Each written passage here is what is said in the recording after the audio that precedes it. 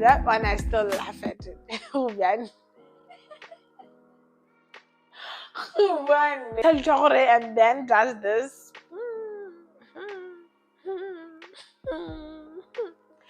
You will not get it in this UK.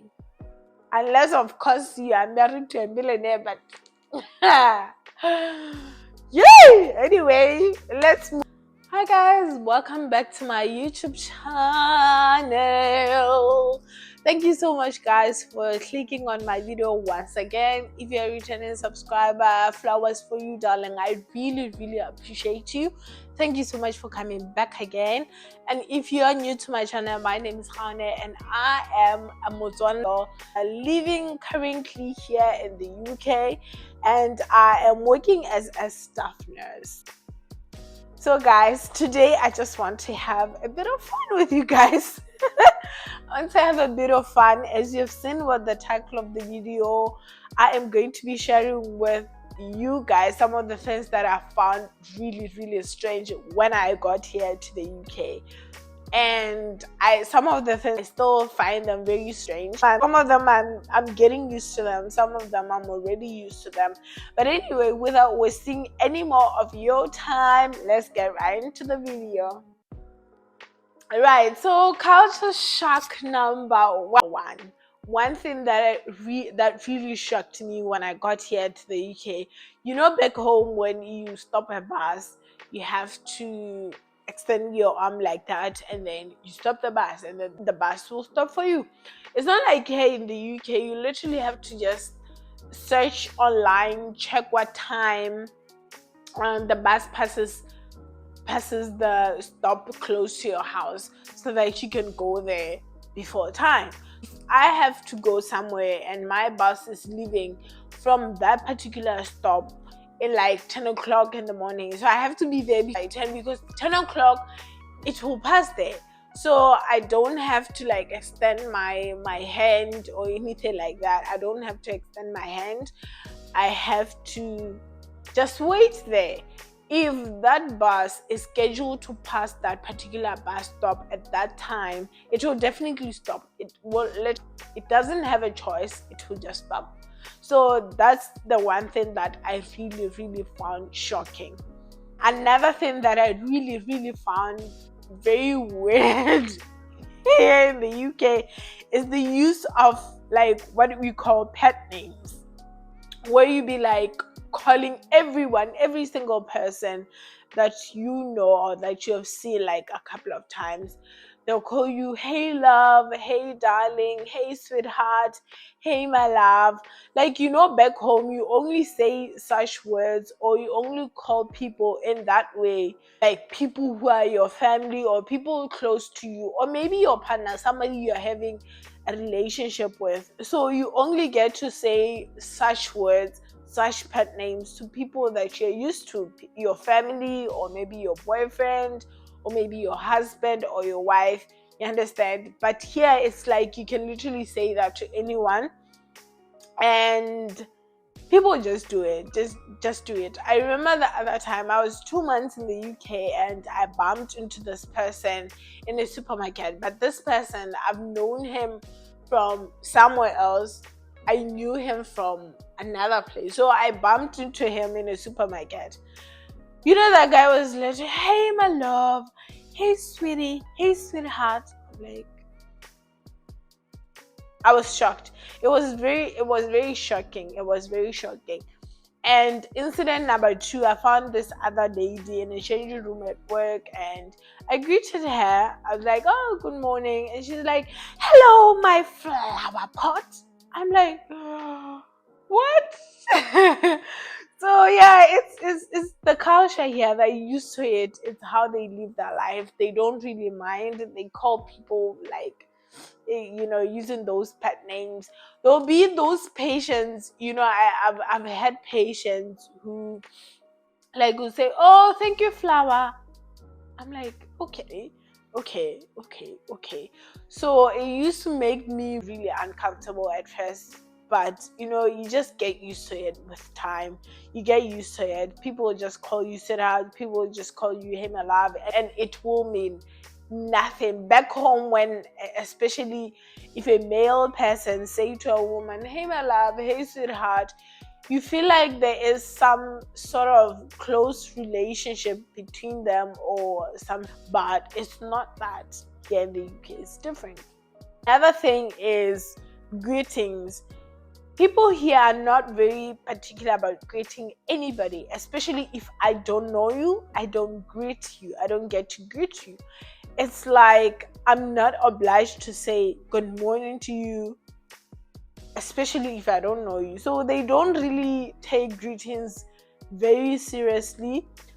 Back home, you would get past an older person, you have to say dumelang, anything, and then as well. So, but here in the UK, it's not like that. You're not obliged to greet anybody. You can just get past someone and keep quiet. And I still find that one very uncomfortable, especially when it's elderly people. I still find it very uncomfortable. And I used to get a bit offended. People would just find me more like in a room or just anywhere, and they'll just be quiet. They'll not say hi, they'll not say good morning. Like, I'm like, hey, hello, hi, I'm here. But it's the culture here. They're not really obliged to say hi. And then the only greeting that they do, especially if I don't know you personally, they tend to give that 2-second fake smile. That's what I call it. 2-second fake smile. So when you get past someone and they be like, it literally doesn't last for more than 2 seconds.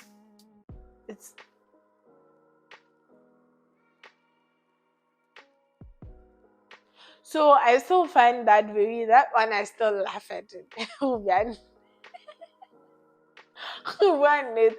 I still laugh at that one. I remember you literally see that someone is smiling. You see their eyes like literally closing. There was that 2-second fake smile. So that's how they tend to greet people who they don't know personally. Yeah, weird, right? Another thing is addressing people. Back home, I'll never address somebody older than me as, say their first name is Refuel. I'll not say, hey, la Refuel. No.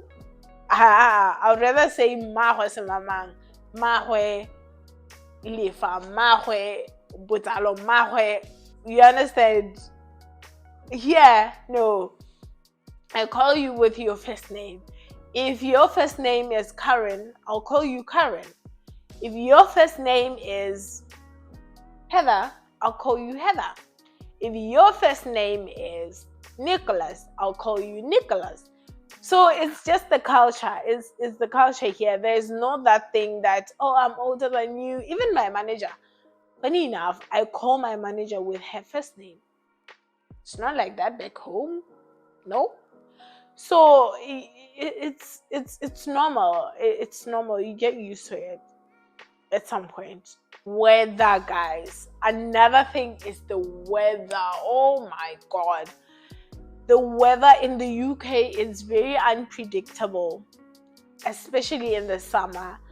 You can say, okay, the weather is a bit better. I'll wear probably a dress that looks nice or a sleeveless dress, go out with friends.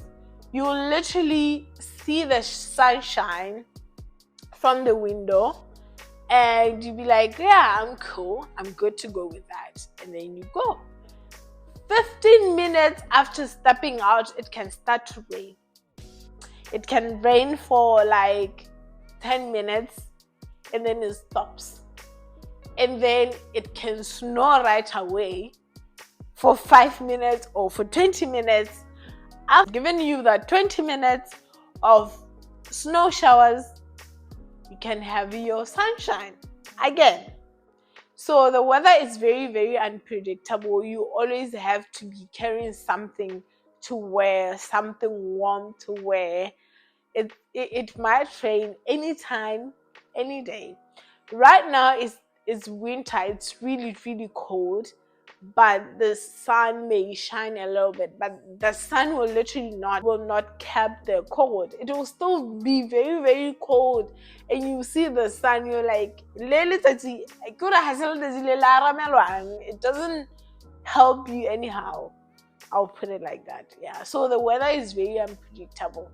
And then another thing that I find, even up to now, I don't know how to explain it. It's how the time changes with season. What do I mean by that? I'll give you an example. If it's summer here, the time difference between Botswana and the UK is 1 hour. And in the winter here in the UK, the time difference is 2 hours. So it's like sometime in October, end of October, the time will go back. They call it going back. The time will go back. So there'll be that 2 hours time difference between the UK and Botswana. But when it gets to March, I think end of March, it will change again. Then the time difference will be 1 hour. Guys, I don't know how to explain this. I don't know the right words to use to explain this to you, but yeah, that's what it is. It's very shocking. It's shocking. You know, back home, when it's that time, when it's 8 o'clock, it's 8 o'clock. We've never had issues of time changing or no. So there's that in the UK, and I found it very shocking. I still do, because I don't understand it. Well, I'm still talking about the time. You know, hey, wait again. You know, in winter, it gets dark at 3 p.m. Around 3 p.m. it starts getting dark. 3 p.m. it will get really dark.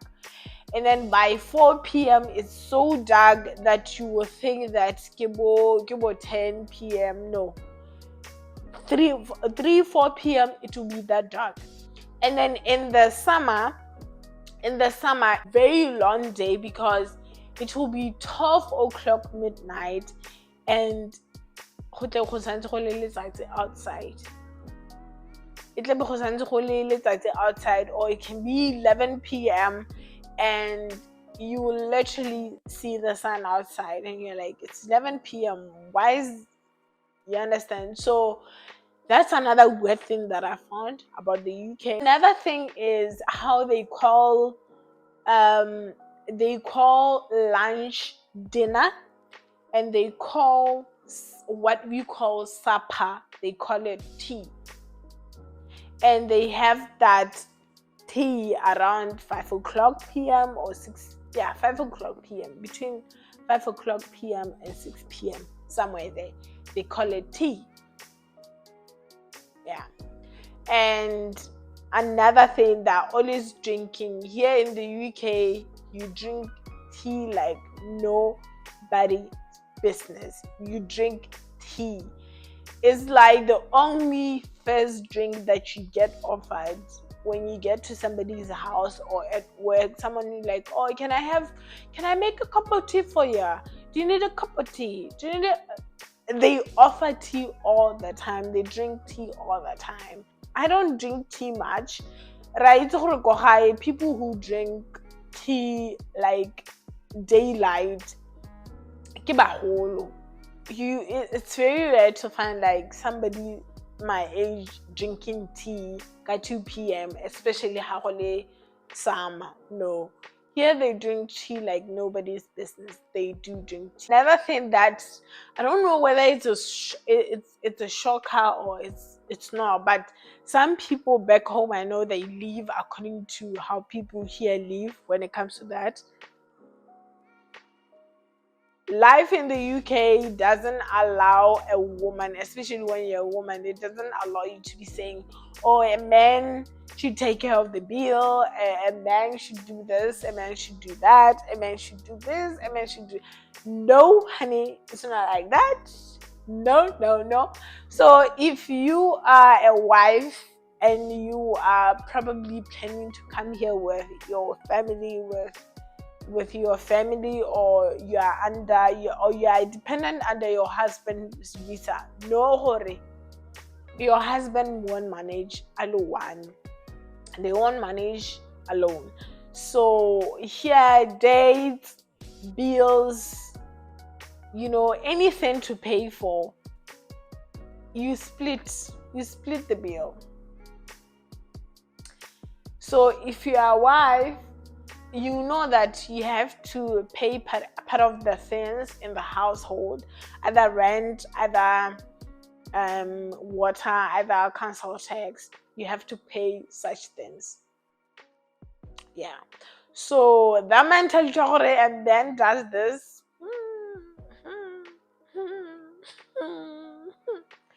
You will not get it in this UK. Unless, of course, you are married to a millionaire, but yay! Anyway, let's move on. So yeah, dates, bills, or whatever, you split as a couple. If you are staying together, you split. So that one I wouldn't know much because I'm staying alone. Other thing, household chores. So if you're a husband and you're expecting to have the wife or to have your partner cook for you, clean for you while you do nothing, take care of the kids while you do nothing, not in this UK. UK requires teamwork. It requires people who are willing to work with one another, support each other, because childcare, there's an issue of childcare here. If your wife is working at that time, you have to be taking care of the kids. If you are working, your wife has to take care of the kids because childcare is really expensive here. I can't even imagine having a child minder take care of my kids. Anyway, I don't have kids, but anyway, what I'm trying to say is you don't label house chores to genders. You don't allocate house chores like that. You don't say only a woman should cook, only a woman should cook, only a woman should clean, only a woman should take care of the kids. It has to be teamwork, or else when I'm doing will just burn out. So household chores, everyone will not the input, but that one is not. I don't want to call it a culture shock. Another thing is everyone minds their own business. Where I'm staying now, I don't know who my neighbor is. I don't know my neighbors. The other one, I haven't even seen her. Well, I've never seen them. Let me say him or her. I don't know my neighbors. I don't know how they look like. Everyone minds their own business. No one will come to your house and say, "Oh, hi." Well, it's in rare cases you find like your neighbor coming and saying, "Oh, hi, my name is so and so, I'm your neighbor, blah blah." No, everyone minds their own business. Lahanga hita my neighbor, I'm not obliged to say hi. It's okay to them. Another thing that's really, really, really shocking is public affection. Sure, these people will show affection publicly. Like, where back home we consider as public indecency? Not here. Even married couples back home, it's very rare to find them like just kissing in public like that. Here in the UK, you find like a 16-year-old or 17-year-old couple kissing, and no one will say. People will just mind their own business and go that way. No one will say anything to them. It's the life. They're used to that. They don't care. So public affection, people show affection to each other, couples, freely and openly here in the UK. Another thing that really shocked me was saying sorry. I'll give an example. Something can happen to somebody and then they share the bad news with me. I can say, "Oh, I'm so sorry. Oh, sorry. Oh, sorry." No, Here, saying sorry is like you are taking accountability of whatever happened. You are taking responsibility of what happened. So that's why many a times when you say, "Oh, sorry," they'll say, "Oh no, don't be sorry. It's not your fault." That's what they do. It's because saying sorry actually means I've done that. I've done that. So yeah, you don't just say I'm sorry. You don't just say I'm sorry like back home. Some back home when somebody tells you, "Hey, Shweds, I'm going through this," say, I'm so sorry to hear that. No, not here. Another thing that I find very shocking, and this one I think it will take me years and years to adjust to it, is how people are free to just share their personal things. Like, there are things now you feel like they're very sensitive back home. But whenever I share, someone can just share, oh, I'm pregnant. Well, they're only 3 weeks or 4 weeks pregnant. Oh, I'm pregnant. Oh, okay. After 5 weeks, oh, I'm pregnant. They'll tell you I'm pregnant, and you're like, okay, you're only 5 weeks and you're telling me that you're pregnant. Okay, it's the culture here. They share. Someone will tell you I'm 5 weeks pregnant, and then after a while, oh, I'm going for a scan. Okay. They'll come with the picture. They'll come with the picture and show you. Oh, have a look. I just went for my first scan. It's okay to them. It's normal to them.